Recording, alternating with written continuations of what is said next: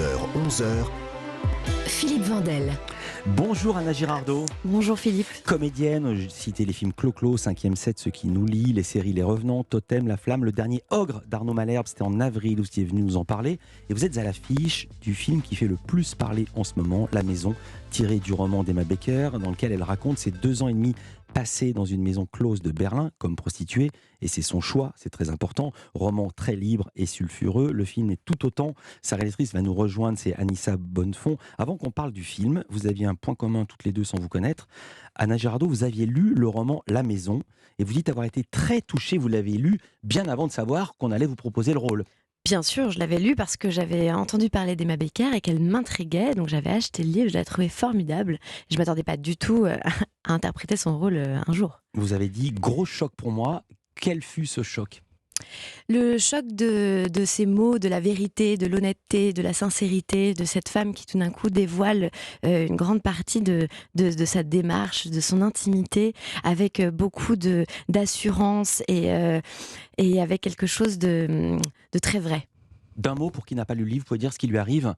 Qui est Emma ? Qu'est-ce qu'elle fait à Berlin ? Emma Becker est donc autrice, elle écrit donc son second roman et le sujet de la sexualité est quelque chose qui la touche beaucoup et elle décide d'intégrer une maison close à Berlin, de devenir prostituée pour écrire sur ce monde qu'elle a tellement fantasmé et de le vivre pour le mettre, pour parler de ces femmes, pour parler des femmes, du corps, du sexe. Voilà. Le sujet, c'est la sexualité ou la prostitution ? J'en parle parce qu'il y avait déjà eu une polémique au moment où le livre était sorti il y a 3 ans, en disant que la prostitution n'a rien à voir avec la sexualité, en ce sens que rien à voir avec le plaisir quand on est la fille.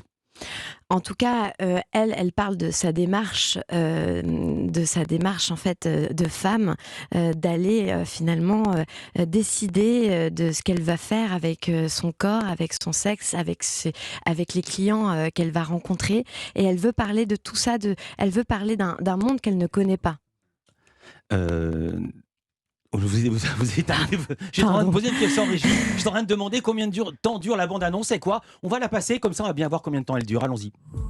J'ai eu une certaine quantité d'idées à la con dans ma vie, mais il me semble que celle-ci a toujours été là, plus ou moins consciente. Vous allez vous demander ce qu'une jeune auteure comme moi fait dans un endroit pareil. Est-ce que j'ai vraiment voulu y rentrer pour écrire mon livre ? Ou mon livre n'était qu'un prétexte ?